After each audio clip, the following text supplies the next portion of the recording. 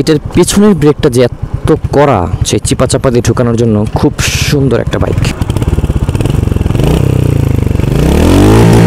তো দেখেন এই ফার্স্ট গিয়ারে কত যায়, আর সাউন্ডটা শুনেন।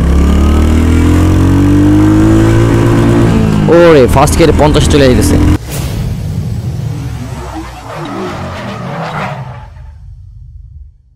Hey, hello everyone, welcome back to my YouTube channel, welcome to another video. তো আফটার লং টাইম ব্লগে আসা, লং টাইম মানে অনেক লং টাইম, প্রায় 3 মান্থ কোনো ভিডিও দেওয়া হয় না, বিকজ আমি একটু এলাকার বাইরে ছিলাম। অ্যান্ড অনেকদিন পর যেহেতু আপনার জন্য একটা নিউ ব্লগ নিয়ে আসছি, চিন্তা করলাম যে নিউ কিছু নিয়ে আসা যাক। তো আপনার জন্য আজকে নিয়ে এসেছি রয়্যাল এনফিল্ড 350cc। তো চলুন এই বাইকের সাথে আপনার কিছু পরিচয় করাই দিই। অ্যান্ড আজকে দেখছেন পরিবেশটা কি সুন্দর। তো প্রথমে বাইকের সাথে আপনার একটু পরিচয় করাই দিই, দেন হচ্ছে বাকি কথা। তো এই হচ্ছে বাইকের লুকস, দেখতে খুবই অ্যাগ্রেসিভ, একটা থুম একটা ভাব থাকে এটার মধ্যে। রয়্যাল এনফিল্ড ব্র্যান্ডিং করা, প্রত্যেকটা জায়গায় রয়্যাল এনফিল্ড ব্র্যান্ডিং করা, এই জায়গায় ব্র্যান্ডিং করা, টায়ারের মধ্যে ব্র্যান্ডিং করা, এটার মধ্যে ব্র্যান্ডিং করা, অ্যান্ড এবং কি স্পিডোমিটার ব্র্যান্ডিং করা। তো এই হচ্ছে বাইক। তো চলেন প্রথমে বাইকের স্পেসিফিকেশনের কথা বলা যায়, দেন হচ্ছে বাইকের যাবতীয় বলতেছি। এটা হচ্ছে একটা 350cc এয়ার-কুলড 4-stroke 2 ভ্যালভ একটা ইঞ্জিন। এই ইঞ্জিন থেকে ম্যাক্সিমাম পাওয়ার প্রডিউস করে 20 PH আর ম্যাক্সিমাম টর্ক হচ্ছে 27 নিউটন মিটার। 27 নিউটন মিটার, চিন্তা করতে পারতেছেন কি পরিমাণ টর্ক উৎপাদন করে। তো চলুন এই বাইকের সামনে থেকে যদি কথা বলা যায়, সামনে হচ্ছে একটা halogen light and halogen indicator, সামনে হচ্ছে 110 সেকশনের টায়ার, টেলিস্কোপ সাসপেনশন, অ্যান্ড হচ্ছে 300 mm disc brake with ABS এর তিনটা অনেক বড়। অ্যান্ড যদি পিছনের দিকে আসি, এই হচ্ছে পিছনের লুকসটা মারাত্মক। পিছনে হচ্ছে 140 সেকশন টায়ার, অ্যান্ড পিছনের ডিস্কটাও মারাত্মক বড়, মানে এত বড় ডিস্ক কোনো বাইকে আমি আজ পর্যন্ত পিছনের চাকায় এত বড় ডিস্ক দেখি নাই। অন্যান্য সাধারণত যে বাইকের সামনে যত বড় ডিস্ক থাকে, এটা আমাদের পিছনে তত বড় ডিস্ক। এটা হয়তো সম্ভবত 280 mm disc brake and with ABS, dual channel ABS. এই হচ্ছে বাইক, পিছনে হচ্ছে এটা কি বলা হয় এটাকে, এই হচ্ছে স্পিডোমিটার। এই স্পিডোমিটারে মোটামুটি অনেক কিছু আছে, যে হচ্ছে স্পিড শো করে, এখানে টাইম শো করে, এখানে ফুয়েল, এখানে হচ্ছে মাইলেজ। অ্যান্ড এই হচ্ছে বাইকের চাবিটাও খুব সুন্দর, এই যে। অ্যান্ড এই হচ্ছে স্পিডোমিটার। আর এদিকে যদি যাই, এটা হচ্ছে ইঞ্জিন কিউ সুইচ, এটা নর্মাল মোড, অ্যান্ড এই হচ্ছে সেলফ, একটা আওয়াজটা শুনি। অ্যান্ড হচ্ছে ইন্ডিকেটর। অ্যান্ড এই পাশে যদি আসি, এটা হচ্ছে high beam, low beam, pass. And এই জায়গায় যে সুইচটা আছে, এটা হচ্ছে মিটারের সুইচ, আর এই হচ্ছে হর্ন। তো এটার আওয়াজটা শুনেন। রয়্যাল এনফিল্ড মানে যে একটা থুম একটা আওয়াজ, সেটা দেখেন।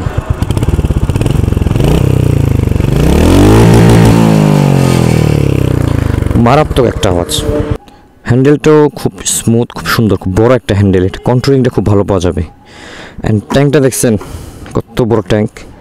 মানে এই বাইকটা চালানোর আগে রয়্যাল এনফিল্ড শুনলেই মনে হতো যে আদিকালের একটা বাইক, একটা থুম ভাব থাকবে মনের ভিতরে, একটা চললে একটা জমিদার ভাব আসবে, মানে টেকনোলজির কোনো ছোঁয়া নাই। বাট এই বাইকটা একদম ডিফারেন্ট।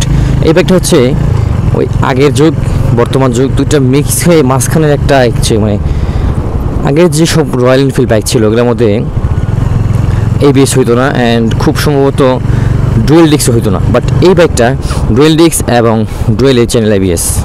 এই বাইকের ব্রেক সিস্টেমটা এত জোশ ভাই, এত জোশ বলার মতো না। এটার পেছনের ব্রেকটা যে এত কড়া, এই বাইকটা না চালালে কখনো বুঝতেই পারতাম না যে একটা বাইকের পিছনের ব্রেক এতটা স্মুথ, এতটা মজাদার হইতে পারে। মানে পিছনটা ধরলে স্মুথভাবে বাইকটা থেমে যেতে, সামনের ব্রেক ধরার কোনো প্রয়োজনই নেই এটার মধ্যে। অ্যান্ড এই বাইকের প্রত্যেকটা ঘিয়ারে যে একটা ধাক্কা মারে ভাই রে ভাই, মানে এই বাইক যে একটা 350cc গাড়ি যে একটা বোঝা যায় এটা চালানোর সময়, প্রত্যেকটা ঘিয়ারে এটার একটা অন্যরকম একটা শক্তি ফিল করা যায়। অ্যান্ড এই বাইকটা হচ্ছে প্রপারলি মেটালের, লোহার। অ্যান্ড দ্যাটস হচ্ছে এই বাইকটা অনেক ওজন, অনেক ওয়েট। তো এটা চালানো আগে ভাবছিলাম এই বাইকটা হয়তো কর্নারিংয়ের সময় বা এরকম কাটাকাটির সময় একটু ঝামেলা হইতে পারে, বাট তা একদমই না। এই বাইকটা দিয়ে ওভারটেকিং খুব সুন্দর করে করা যাবে, এবং কর্নারিং, তারপর হচ্ছে চিপা চাপা দিয়ে ঢুকানোর জন্য খুব সুন্দর একটা বাইক, খুবই স্মুথভাবে সব কিছু করা যায়। তো দেখেন এই ফার্স্ট গিয়ারে কত যায়, আর সাউন্ডটা শুনেন।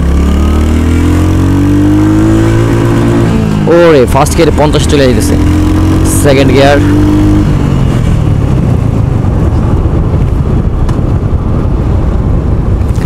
সেকেন্ড গিয়ারে 80 পর্যন্ত নেওয়া যাবে আর কি।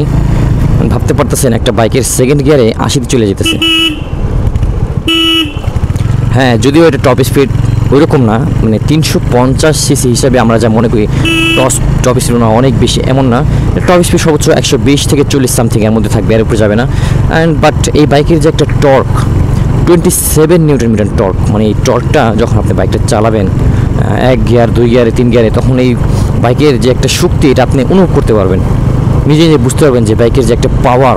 হ্যাঁ, যদি জ্যাক রেসের কথা বলেন তাহলে হয়তো বা এই 350 CC royal Enfield R15 MT-15 Suzuki Gixxer এগুলোর সাথে পারবে না। বাট এইটার যে একটা শক্তি একটা, ওইটা কিন্তু আবার ওইগুলার থেকে বেশি। ওরে এই বাইক যখন আমি গ্লাস ছাড়া গ্যাস শিফট করতেছি, মানে এই বাইকটা মনে হইতেছে আমার হাত থেকে ছুটে যাব, এমন একটা পাওয়ার প্রোগ্রেস করে গ্যাস শিফটিংয়ের সময়।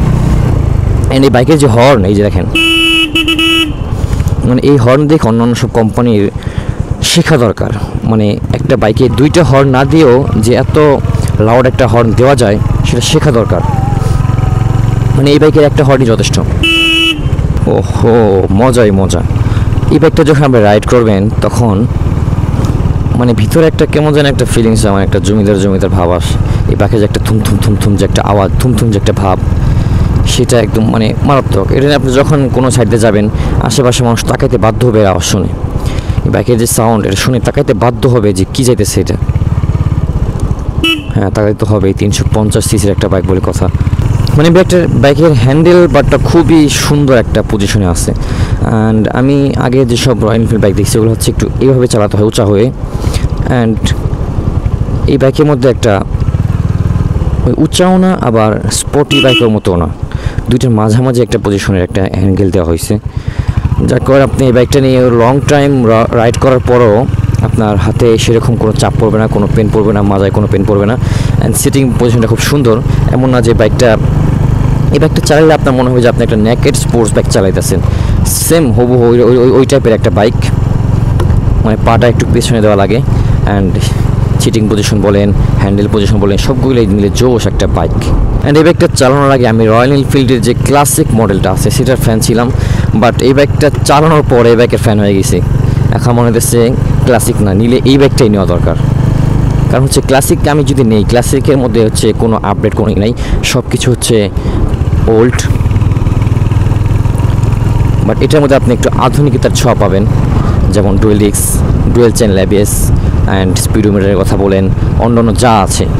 তো এটা কিন্তু প্রপার রিভিউ ব্লগ ছিল না, এটা হচ্ছে ফার্স্ট ইমপ্রেশন একটা ভিডিও। কারণ বিকজ হচ্ছে এই বাইকটা আমি ফার্স্ট টাইম রাইড করতেছি, কিছুদিনের মধ্যে হয়তো আপনাদের জন্য এটা প্রপার একটা রিভিউ ব্লগ নিয়ে আসবো। তো এই ভিডিওটা আজকে পর্যন্তই। ভিডিওটা ভালো করে লাইক করবেন, শেয়ার করবেন এবং চ্যানেলটিকে সাবস্ক্রাইব করে পাশে থাকা বেল আইকনটি বাজিয়ে দিবেন। পরবর্তী ভিডিও আসা পর্যন্ত সবাই সুস্থ ভালো থাকবেন। খোদা হাফেজ।